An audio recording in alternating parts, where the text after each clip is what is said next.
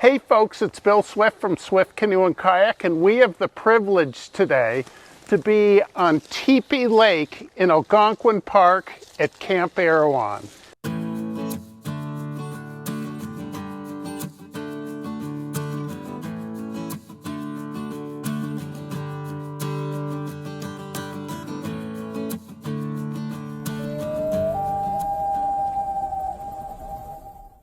We have our good friend, Max Mazinski here.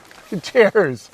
Max, this camp, it's incredible. How long has it been around? How many kids come here? My great-grandmother took over, started the camp in 1934.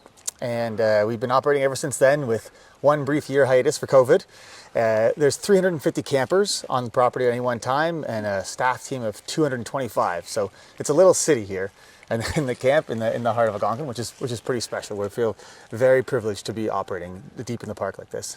Your dining hall, it blows people away. Yes. How many people can you sit in that at one time? We've sat 500 in that dining hall, and Discovery Dream Homes, the company that designed it and built it, we're very happy to work with. They're a wonderful organization. So yeah, we're pretty happy with that building.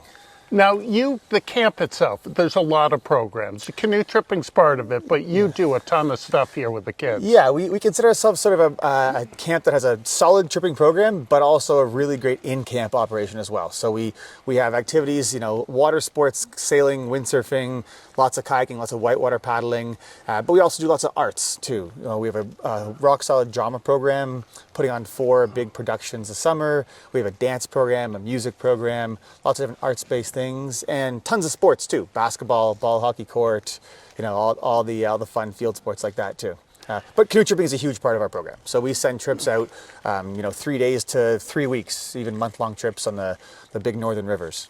And a lot of the trips start and end right here. That must be so cool for the kids. Literally from their cabin, they can load in the canoes with their packs, go on a trip right from here. Yes, this is one of the most amazing things about our location. Whereas many organizations we know are driving into Algonquin, we set out right from our dock and return right to our dock for the majority of our trips. And you can circumnavigate all of Algonquin, taking a month to do it, or you can go for a day out to Tom Thompson or one of the popular lakes like that. So it's very special to be able to paddle out right from our dock. Now, I know that you're starting to get more and more international students. You get kids from all over the world that come here? Yeah, right now we have a group of 90 girls from South Korea who flew in yesterday into Pearson. So there is a lot of interest around the world to come to Algonquin. It's a sort of a world-famous park. So we have a lot of interest from people all over the place. We have campers from Australia and China and all the European countries. We have people coming from everywhere to stay here for a month or two even as campers.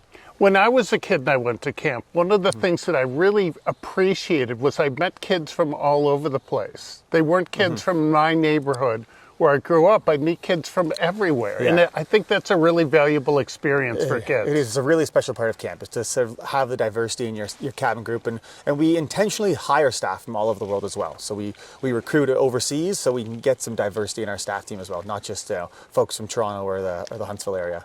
Nice. Yeah. Now let's talk about the tripping and the canoes you use. You have the largest fleet of any camp of Swift canoes. Yes, I believe the largest private fleet of Swift canoes in the country is what I tell people. We have over 100 Swift boats.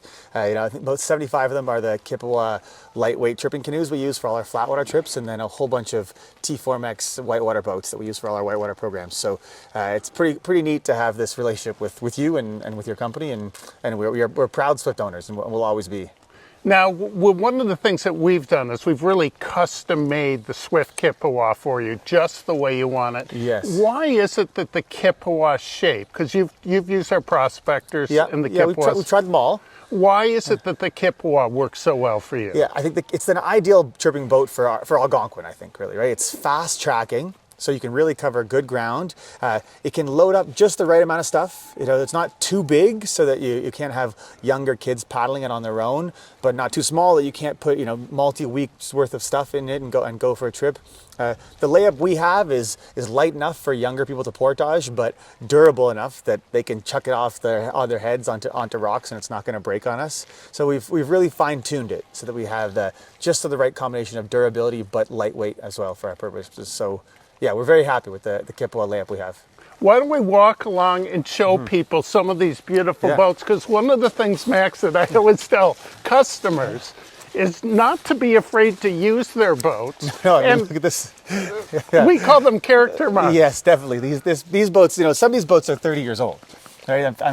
These boats were purchased before my time here, and they're still going strong. There's obviously some patches on them and a little gel coat here and there, but they're still great. They're holding up, no problem, and yeah, we're very happy. I mean, some of them are brand new. We replace the fleet every few years and replenish, but yeah, they're pretty amazing boats for our purposes. Now, the canoes don't always get treated with tender care. No, definitely not. The kids sometimes, Yeah, when they get to portages or whatever. Every trip that returns, we put a few on the broken rack, and they get cared for by our maintenance team. But they take the beating, but they keep on going. There's always in-field fixes we can do. We send them out with a little spare parts here and there, some screws and nuts if they lose some stuff. But they, for the most part, through a whole season of abuse, through 100 days of canoe tripping in them over the course of a season, they hold up.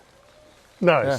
Well, Yeah, it's been a great relationship, and we've got to tell the folks, you have a dog, and what did you name your dog? Yeah. I named my dog Swift after your canoes, of course, and after you. And I wouldn't say he's the swiftest dog anymore. He's getting old in the tooth, but he's a wonderful camp dog. He loves paddling.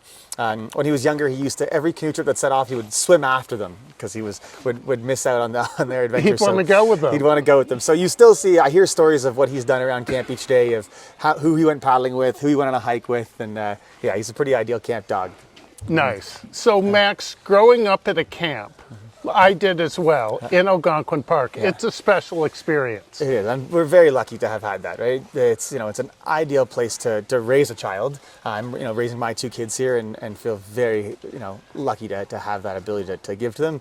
I remember growing up being passed around from counselor to counselor, and that was my nanny for the day, whoever happened to have some free time, and because your parents are busy working.